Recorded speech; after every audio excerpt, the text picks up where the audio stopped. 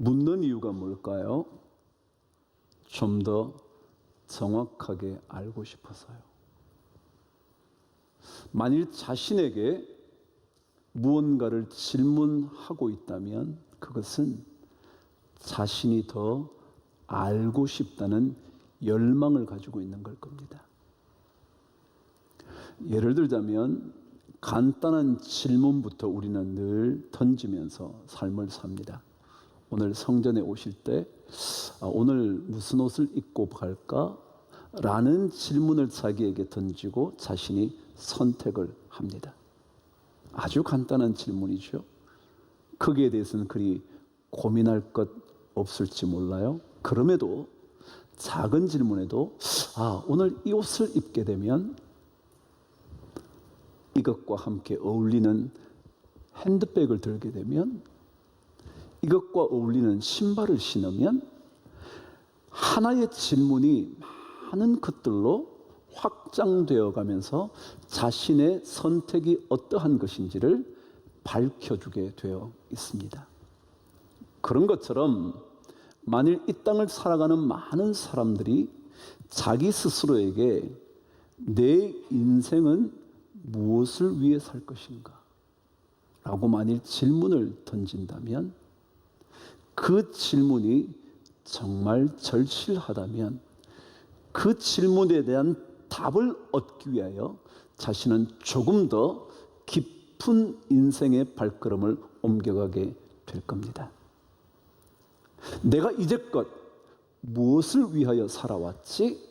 라고 질문을 한다면 과거의 삶과 미래의 삶이 어떻게 이어질 것인가에 대하여 고민을 하게 되는 것이고 그것으로 인하여 삶은 조금씩 더 넓어지고 폭이 넓어질 뿐만 아니라 삶의 깊이가 더욱더 깊어지게 될 거란 말이죠. 인생에도 그러하듯이 믿음의 삶을 사는 사람에게도 여전히 질문이 있습니다. 도대체 주님의 뜻은 어떤 것일까? 무언가를 선택하기 전에 주님께서 원하시는 것은 무엇일까? 질문을 던진다면 우리는 조금 더 주님께서 원하시는 것이 무엇인지를 얻어내기 위하여 우리는 고민할 것이고 시간을 투자할 것이고 그것에 대하여 자신의 삶을 살펴보게 될 겁니다. 우리가 마땅히 따라가야 할 주님의 길은 어떤 것일까? 고민하는 성도라면 조금 더 주님을 잘 따라갈 가능성이 많은 거죠. 그러니까 질문 없이 산다면 그 질문 없는 것만큼이나 삶의 방향과 삶에 대한 대답을 찾아보지 않은 채 그저 살아가게 될 가능성이 더 많다는 거죠. 세상 사람들은 이것을 자신을 잘 살펴본다 그런 얘기하죠. 우리 그리스도인들은 마찬가지로 예수 그리스도 그분께서 원하시는 진짜 삶은 어떤 것일까? 말씀을 통하여서 우리는 자꾸만 답을 찾아보려고 하는 겁니다. 오늘 저는 여러분에게 이런 질문을 던지며 시작하려고 합니다. 과연 우리의 믿음은 어떤 것일까? 라는 것입니다. 믿음이 무엇일까? 그럼 질문을 던지면 제가 답을 찾게 되어 있다고 그랬잖아요. 믿음이 무엇인가에 대한 질문을 여러분이 던지신다면 믿음에 대한 답을 성경 말씀을 통해서 찾아내려고 할 겁니다. 때때로 저는 그런 생각을 합니다. 창세기 1장에 우리의 믿음에 대하여 명쾌하게 정의를 내려놓았다면 얼마나 좋았을까? 그런 생각을 합니다. 그러나 성경은 그렇게 해두지 않았습니다. 수많은 성경의 이야기를 통하여 믿음이 무엇인가를 사건마다 기록된 말씀마다 믿음이 무엇인지를 스스로 자꾸 찾게 하는 겁니다. 만일 한두 문장으로 요약해놨다면 그것만 가지고 질문을 더 이상 던지지 않을 가능성이 많을 겁니다. 그런데 성경 말씀 전체를 통해서 계속 우리는 믿음이 뭘까? 믿음의 삶을 산다는 것이 뭘까? 믿음의 길을 걷는다는 것은 뭘까? 이걸 자꾸 말씀 하나, 둘, 여러 곳에서 우리는 발견해 보려고 할 겁니다. 성경 속에 믿음이 무엇인가에 대하여 가장 간략하게 정의를 내려놓은 곳이 있다고 언젠가 한번 말씀을 드렸습니다. 히브리서 11장의 말씀입니다. 잘 알고 계시죠? 한번 믿음이 무엇인지 읽어보실까요? 시작. 믿음은 바라는 것들의 실상이요 보이지 않는 것들의 증거다 그랬습니다. 잘 한번 읽어보시죠. 믿음은 바라는 것들의 실상이요 보이지 않는 것들의 증거다. 이 말씀 속에는 중요한 두 가지 묵상거리가 있습니다. 첫 번째, 믿음이라는 것은 보이지 않는 것에 집중하는 것이다 라는 것입니다. 왜냐하면 오늘 히브리서 11장 말씀은 그렇게 기록합니다. 믿음은 바라는 것 그랬습니다. 여러분, 바라고 있다는 말은 지금 현재 가지고 있다는 겁니까? 가지고 있지 않다는 겁니까? 가지고 있지 않습니다. 말하자면 보이는 겁니까? 보이지 않는 겁니까? 보이지 않는 겁니다. 그래서 그것을 다시 설명해서 뭐라 그랬냐면 보이지 않는 것들의 증거다. 그래요.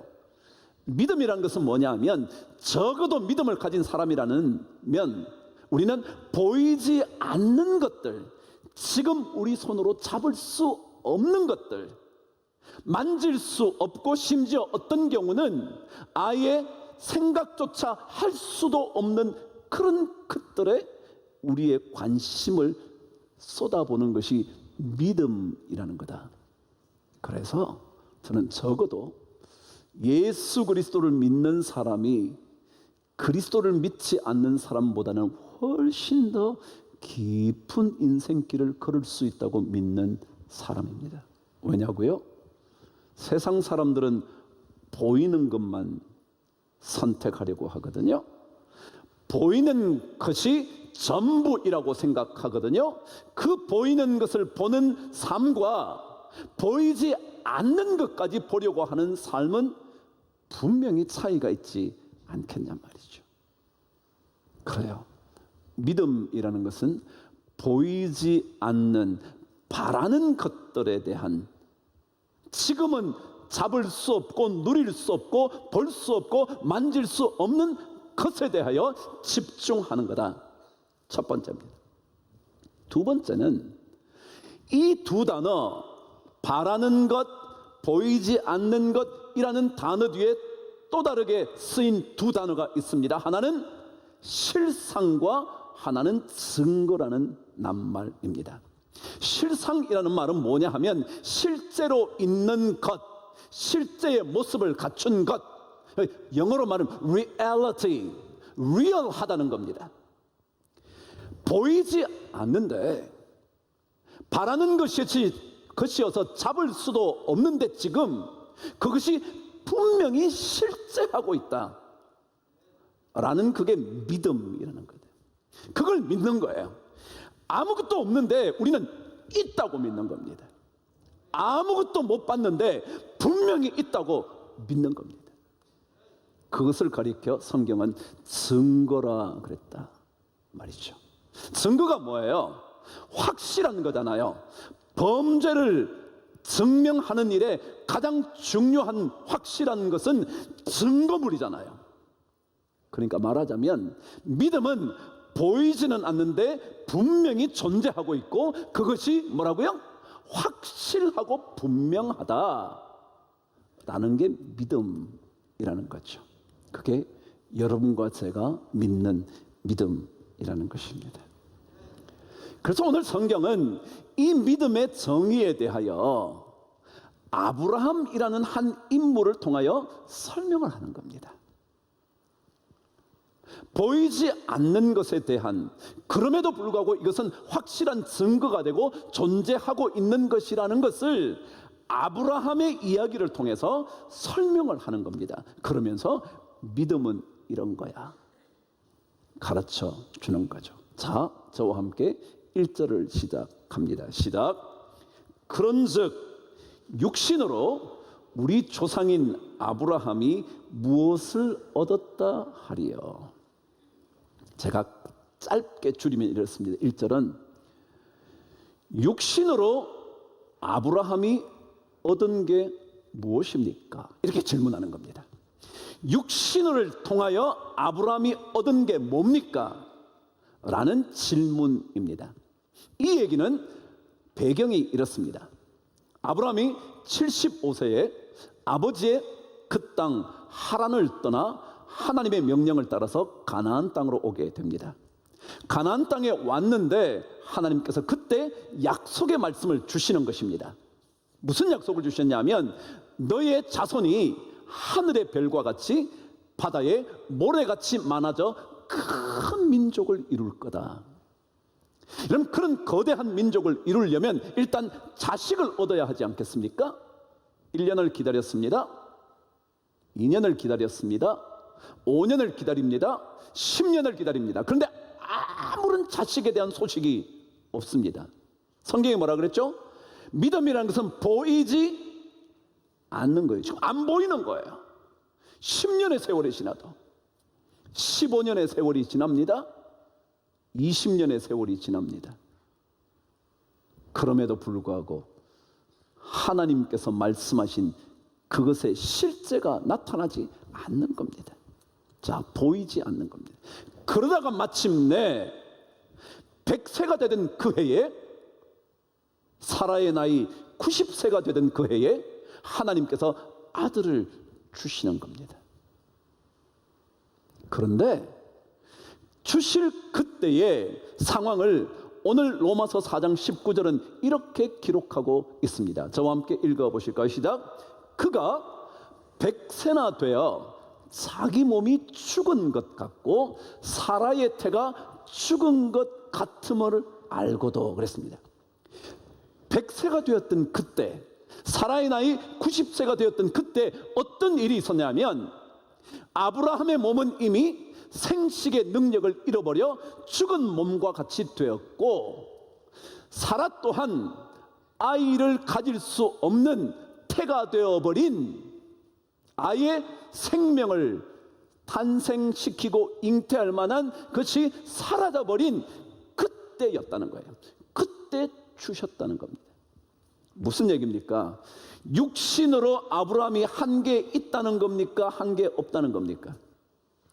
육신으로 그들이 한 것은 아무것도 없었다는 겁니다. 그래서 육신으로 얻은 것은 하나도 없다는 겁니다. 그게 오늘 첫 번째 질문이었죠.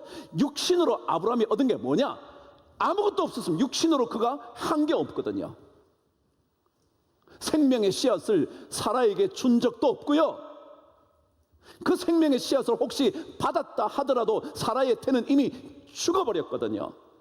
육신으로 할 수 있는 것은 아무것도 없었다는 겁니다. 그런데 그때 하나님이 생명을 주셨다. 뭐죠? 아무것도 없었는데 이삭이라는 생명이 태어난 거죠. 뭐예요? 보이지 않는 것들에 뭐가 됐다고요? 확실한 증거가 생긴 겁니다. 그의 육신으로 한 게 아니라는 겁니다. 그래서 믿음을 가진 사람들은 육신으로 한 것이 아닌 삶을 사는 겁니다. 그래서 오늘 성경 2절은 육신으로 한 게 없는 사람이라면 당연히 이런 삶을 살아야 한다. 지난 시간에도 똑같은 내용이 있었습니다. 2절을 저와 함께 읽겠습니다. 시작. 만일 아브라함이 행위로서 의롭다 하심을 받았으면 자랑할 것이 있으려니와 하나님 앞에서는 없느니라 그랬어요. 행위로 그가 무언가를 했다면, 육신의 무언가를 해서 사라가 아이를 가졌다면 자랑할 것이 있다죠. 왜요? 내가 낳았다는 거예요. 내가. 그런데 아무것도 자랑할 수 없는 그때에 하나님께서 생명을 주셨다는 거예요. 믿음의 삶을 사는 사람들은 자랑할 게 없다는 사실을 알아야 합니다. 왜냐하면 우리는 육신을 통해서 무언가를 얻어내는 삶을 사는 게 아니기 때문에, 그게 믿음의 삶이 아니기 때문에 우리는 자랑할 것이 없는 인생을 삽니다. 그래서 오늘 성경은 3절에 이렇게 말합니다. 읽어보실래요? 성경이 무엇을 말하느냐? 아브라함이 하나님을 믿음에 그것이 그에게 의로 여겨진 바 되었느니라. 아브라함이 하나님께 대하여 무언가를 했기 때문에 의롭게 여겨졌다 말씀하지 않고요, 아브라함이 하나님을 믿음에, 그런 겁니다. 그래서 믿음의 세계에서는 자랑할 것이 없습니다. 하나님의 구원은요, 그들이 무언가를 아무것도 할 수 없을 때 주어진 하나님의 선물인 거예요. 그래서 오늘 성경 4절 이렇게 말합니다. 시작. 일하는 자에게는 그 삭시 은혜로 여겨지지 않고 보수로 여겨진다. 일을 했으면, 내가 무언가를 했으면 구원을 얻는 것은 당연한 거지, 내가 했으니까 라고 생각하지만, 아무것도 한 것이 없는 아브라함, 그에게 아들이 주어졌다면 그것은 은혜다, 은혜다. 그래서 믿음이라는 세계, 복음의 세계는요, 전적인 은혜를 말하는 거예요. 여러분과 제가 무언가를 한 게 아니에요. 무언가를, 행위를 탁월하게 보여줄 수 있을 수 있어서가 아니라, 아무것도 없을 그때, 죽은 거나 다름없을 때, 죽을 수밖에 없을 때, 그때 우리에게 주어진 것이 구원의 역사라는 거예요. 그래서 적어도 믿음의 세계, 구원의 세계에서는요, 누군가의 행위라는 것, 그것은 절대 있을 수 없어요. 전부 다 은혜라는 거죠. 그래서 많은 세상 사람들이 믿기 어려워하는 거예요. 차라리 너 이거 해, 그럼 내가 구원 줄게, 그러면 좋겠다는 거예요. 차라리 그렇게 해서 간단하게 뭔가를 행하면 될 수 있을 것 같다는 거예요. 근데 여러분, 인간은 그런 존재라고요? 아니요, 그런 존재 아니에요. 진짜 복은 어떤 거냐면, 내가 잘해서 받는 복, 내가 뭔가를 잘 행위를 해서 얻게 되는 보수, 그게 아니라 죄악과 불법이 사하여지고 가리어지는 것이 진짜 복이다. 그게 오늘 말씀 7절과 8절 말씀입니다. 한번 읽어 보실까요? 시작. 불법이 사함을 받고 죄가 가리어짐을 받는 사람들은 복이 있고, 주께서 그 죄를 인정하지 아니하실 사람이 복이 있다. 그거예요. 법대로 하자고요? 그럼 안 된다니까요. 법대로 하면 부모로서 살아남을 부모도 없고요, 법대로 하면 자식으로 살아남을 자식도 없어요. 그래서 하나님은 아브라함의 죽은 몸에서 생명을 주시는 것을 통하여 믿음과 구원에 대한 이야기를 해주시는 거예요. 구원은요, 다른 데서 오지 않아요. 여러분과 저의 선한 행위로 오지 않아요. 조금 더 선을 행하면 구원을 받기가 조금 더 쉬워지는 게 아니에요. 죄를 범했어도 예수 그리스도 십자가의 보혈의 은혜를 받으면 구원이 주어지는, 불법이 사함을 받고 죄가 가리어지는, 그게 진짜 복이지. 여러분이 조금 잘한다고요? 조금 잘하면 꼭 자랑하거든요. 큰 소리 치거든요. 못한 사람에게는 입 다물라고 말하는 거거든요. 그러고는 횡포를 부려도 괜찮다고 생각하거든요. 그래서 하나님은 그것 가지고는 절대로 하나님의 의에 이르지 못한다. 믿음은 전적으로 하나님의 선물이다. 그래서 오늘 결론이에요. 제가 오늘 설교 제목을 믿음은 은혜를 아는 것입니다. 그래서 모든 것이 은혜인 줄 아는 겁니다. 내가 구원을 얻게 된 것만이 아니라, 내가 진짜 부족한 부모임에도 불구하고 아직 부모로 살아있게 된 게 은혜인 줄 아는 겁니다.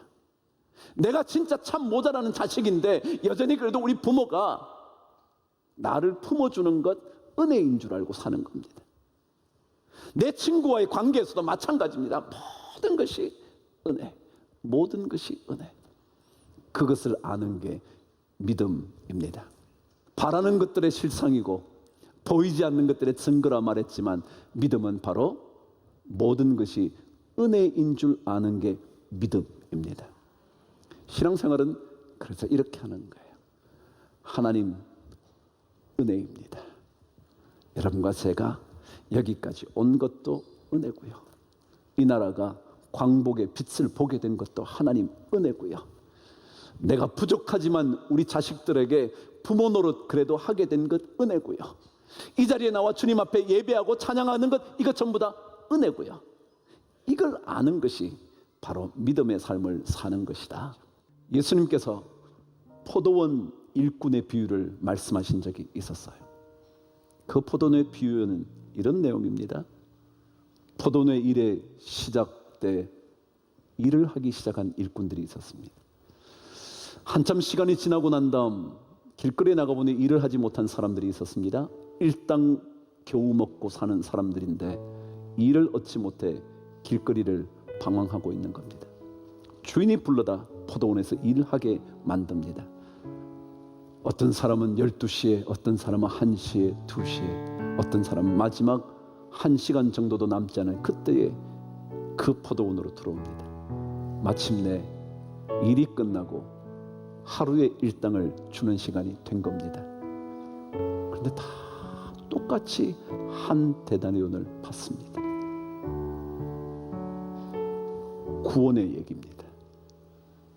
어떤 사람은 아침 9시부터 수고하고 땀을 흘렸는데 이것밖에 주지 않느냐고 그는 당연한 보수를 요구하기 시작한 겁니다. 그런데 끝나갈 무렵 5시에 들어온 사람은 그 받은 것이 너무 감격입니다. 은혜입니다. 구원은 절대 여러분과 저의 삶의 행위로 얻어지는 것이 아닙니다. 거둬주시는 하나님의 선물입니다. 그래서 복음에는 예수 구원 보혈의 은혜인 겁니다. 그 은혜가 우리 모든 성도들에게 한 주간 내내 넘치게 되기를 주의 이름으로 축복합니다.